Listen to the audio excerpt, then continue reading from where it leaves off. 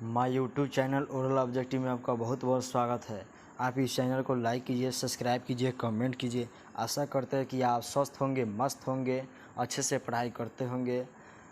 आज हम लोग हिंदी चैप्टर 2 का ऑब्जेक्टिव लेकर आए हैं। चैप्टर अगर वह नहीं देखे तो आप मेरे चैनल ओरल ऑब्जेक्टिव में जाकर देख सकते हैं। आज हम लोग चैप्टर 20 के दांत जो कराने हैं, जो बहुत ज़्यादा वीवी आई है। आप इस चैनल को लाइक कीजिए, सब्सक्राइब कीजिए, कमेंट कीजिए, अधिक से अधिक शेयर कीजिए। फर्स्ट नंबर क्वेश्चन है, 20 के दांत शीर्षक कहानी के कहानीकार कौन है? ए में है मोहन राकेश, बी में है कमलेश्वर, सी में है प्रेमचंद, डी में है नलिन बिलोचन शर्मा। इसका सही आंसर हो जाएगा option number D, Nalin Bilochan Sharma.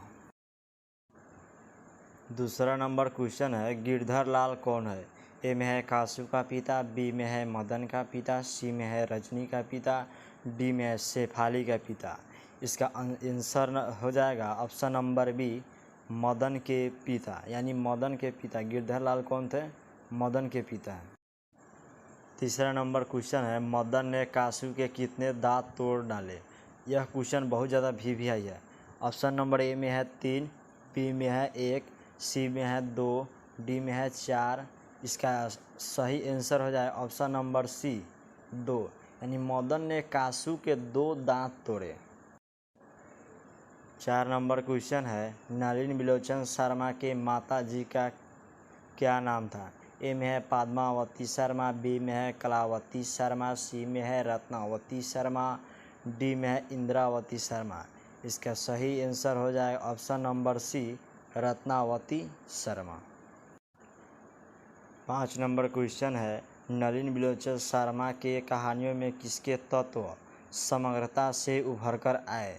Option A में है राजनीतिकता का, बी में है मनोवैज्ञानिकता का, सी में है सामाजिकता का, डी में है इनमें से कोई नहीं, इनमें से सभी। इसका सही आंसर हो जाएगा ऑप्शन नंबर बी, मनोवैज्ञानिकता। अब देखिए, मनोवैज्ञानिक मतलब क्या होता है? मन पर आधारित कहानी। समझते चलिए सभी। 6ठा नंबर क्वेश्चन है, मोटरकार को किससे खतरा हो सकता था? ऑप्शन ए में है ड्राइवर से, बी में है मदन से, सी में है खोखा से, डी में है इंजीनियर से। इसका सही आंसर हो जाएगा ऑप्शन नंबर सी, खोखा से। 7 नंबर क्वेश्चन है, खोखा खोखी किस भाषा का शब्द है? ऑप्शन ए में है तमिल का, बी में है भोजपुरी का, सी में है बांग्ला का, डी में है हिंदी का। इसका सही answer option number C, Bangla का। क्या हो जाएगा? बांग्ला, जो ऑप्शन नंबर सी में। क्वेश्चन नंबर 8 में है, ऐसे ही लड़के आगे चलकर गुंडे चोर गुंडा बनते हैं। यह पंक्ति कहानी के किस पात्र ने कही है? ऑप्शन नंबर ए में है सेन साहब की धर्मपत्नी, बी में है गिरधर, सी में है सेन साहब, डी में है सोफर। इसका सही आंसर हो जाएगा ऑप्शन नंबर सी, सेन साहब। यानी सेन साहब ये सारी बातें कहते हैं कि ऐसे ही लड़के आगे चलकर चोर गुंडे डाकू बनते हैं। यानी कौन कह रहे हैं? इस सारी पंक्ति के बारे में जिक्र सेन साहब कर रहे हैं। 9 नंबर क्वेश्चन है, खोखा खोखी का अर्थ है? ए में है बच्चा बच्ची, बी में है बाबा दादा, सी में है भाई बहन, डी में है चाचा चाची। इसका सही आंसर हो जाएगा ऑप्शन नंबर ए, बच्चा बच्ची। यानी जो खोखा खोखी का अर्थ है उसका मतलब क्या होता है? बच्चा बच्ची। यानी खोखा एक बच्चा का नाम था। 10 नंबर क्वेश्चन है, खोखा का क्या नाम है? ए में है किसु, बी में है कुसु, सी में है कासु, डी में है केसु। इसका सही आंसर हो जाएगा ऑप्शन नंबर सी, यानी कासु। खोखा का एक अन्य नाम है। क्या है उसका नाम? कासु। देहात में देखते हैं कि कोई नाम रहता है, एक व्यक्ति का एगो नाम, 2 नाम, 3 नाम ऐसे रहता है। 11 नंबर क्वेश्चन है, 20 के दांत कैसी कहानी है? ए में है सामाजिक, बी में है ऐतिहासिक, सी में है धार्मिक, डी में है मनोवैज्ञानिक। इसका सही आंसर हो जाएगा ऑप्शन नंबर डी, यानी मनोवैज्ञानिक। मनोवैज्ञानिक मतलब होता है कि मन पर आधारित कहानी है। यानी 20 की दांत कैसी आधारित है? कहानी है मन पर आधारित। 12 नंबर क्वेश्चन है, शहंशाह अपने पुत्र को बनाना चाहते थे।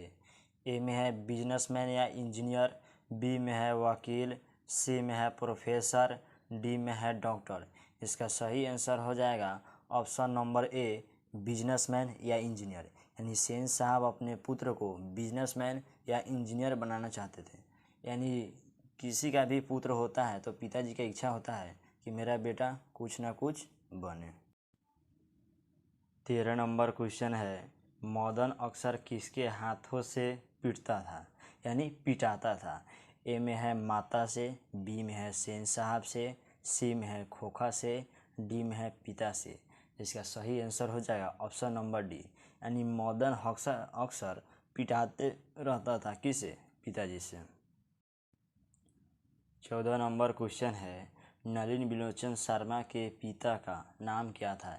ए में है पंडित रामावतार शर्मा, बी में है पंडित कृष्णावतार शर्मा, सी में है पंडित मृत्युंजय शर्मा, डी में है पंडित दशावर शर्मा।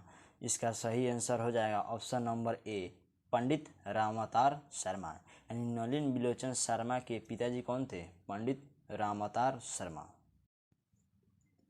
15 नंबर क्वेश्चन में है, शहंशाह ने किसे खूब फटकार लगाई।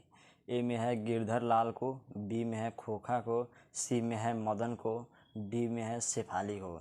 इसका सही आंसर हो जाएगा गिरधर लाल को। यानी शहंशाह गिरधर लाल को गरीब समझ कर खूब फटकार लगाता, बोलता था, अधिक से अधिक बोलता था। यानी गरीब का कोई वैल्यू नहीं करता था। क्या यानी शहंशाह धनिक व्यक्ति थे, गिरधर लाल को वैल्यू नहीं करता था।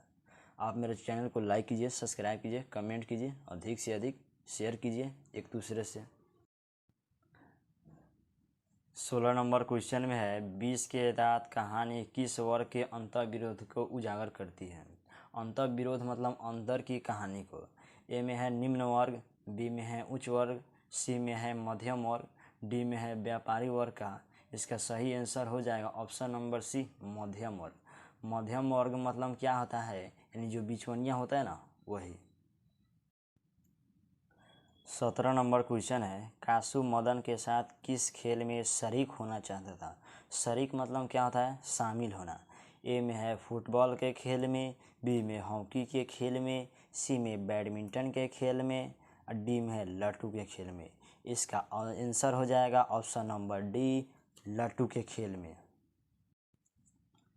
18 नंबर क्वेश्चन है, शहंशाह किसके बैंक से ऐंठ कर रह गए। ऐंठ कर रह गए मतलब किसी के बात से नहीं कहता है कि ऐंठ गया, ऐंठला से कुछ ना होई। ए में है पत्रकार महोदय के बैंक से, बी में मुखर्जी साहब के बैंक से, सी में सिंह साहब के बैंक से, डी में गिरधर लाल के बैंक से। इसका सही ऑप्शन हो जाएगा ऑप्शन नंबर ए, पत्रकार महोदय के बैंक से शहंशाह क्या हो गए, ऐंठ कर रह गए। ऐंठ मतलब क्या होता है, ऐंठ के नीचे हम लोग सभी क्वेश्चन में आंसर भी दे दिए हैं। 19 नंबर क्वेश्चन है, मदन की उम्र क्या थी। ए में है 5-6 साल, बी में है 7-8 साल, सी में है 3-4 साल, और डी में है 9-10 साल। इसका सही आंसर हो जाएगा ऑप्शन नंबर ए में 5-6 साल। यानी मदन की उम्र, यानी मदन की कितना उम्र था, यह क्वेश्चन कह रहा है। 20 नंबर क्वेश्चन है, मदन किसका पुत्र था। ए में है शहंशाह, बी में है गिरधर लाल, सी में है सोफर, डी में है सिंह साहब। इसका सही आंसर हो जाएगा ऑप्शन नंबर बी, गिरधर लाल।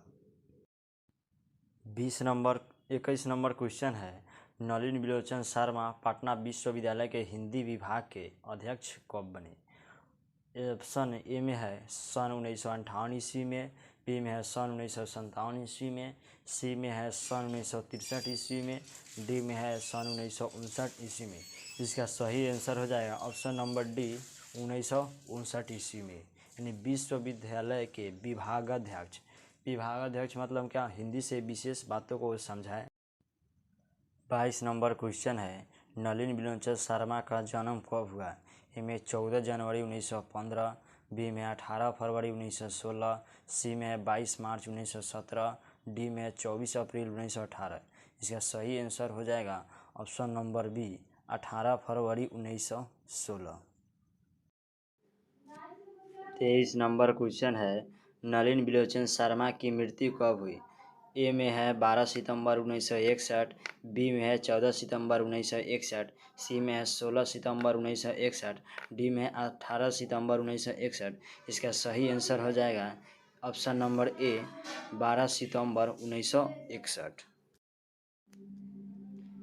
24 नंबर क्वेश्चन है, नलिन बिलोचन शर्मा का जन्म कहाँ हुआ? ए में है गांधी घाट पटना, बी में कृष्णा घाट पटना, सी में बंदर घाट पटना, डी में रानी घाट पटना। इसका सही आंसर हो जाए ऑप्शन नंबर सी बंदर घाट पटना। यानी नलिन बिलोचन का शर्मा का जन्म कहाँ हुआ? बंदर घाट पटना में। 25 नंबर क्वेश्चन है, दृष्टिकोण किनकी रचना है? ए में है राम अवतार शर्मा, बी में नलिन बिलोचन शर्मा, सी में मोहन राकेश, डी में प्रेमचंद। इसका सही आंसर हो जाएगा ऑप्शन नंबर बी नलिन बिलोचन शर्मा। आप इस चैनल को लाइक कीजिए, सब्सक्राइब कीजिए, कमेंट कीजिए, अधिक से अधिक शेयर कीजिए।